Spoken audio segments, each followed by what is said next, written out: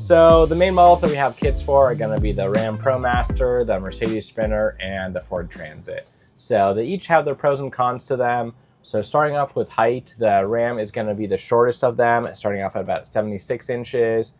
And then next tallest is going to be the Sprinter, which is going to be, I believe, about 79 inches. And then the Ford Transit is going to be the tallest at 81 inches. So it depends on how tall you are. I do recommend having a van that you could stand up fully in if possible. So just depending on what height you're looking for. And the next consideration is going to be the length of the van. So they each have their own wheelbases. So for the Ram ProMaster, it's going to be the 136, 159, and 159 extended. And that's kind of their short, medium, and longest van. For the Fords, there's going to be a 148 long and a 148 extended. And then for the Sprinters, there's going to be a Sprinter 144, 170, and 170 extended. So depends what kind of size you're looking for. As far as pros and cons of each individual model, the ProMaster has the advantage of being the widest of them. So you could do a east to west sleeping and save a bit of space in the front of the cabin, which could be pretty nice. The other two, we have a north to south lengthwise sleeping arrangement.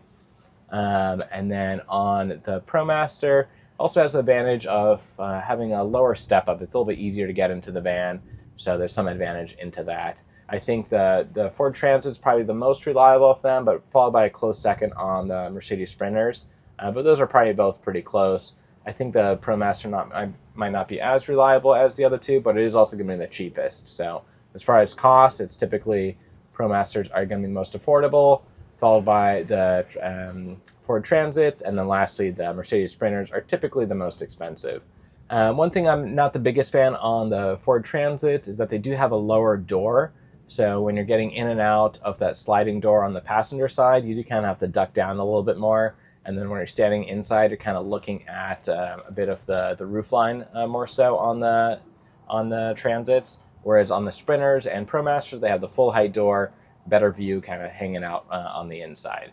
So there's no real right answer. I would say about 50% of our customers are doing the Sprinters, followed by maybe about 30 or so percent on the Transits, and then about 20 or so on the ProMaster. So they're all pretty popular. They each have their own advantages. No wrong answers. Just really a matter of your own preference.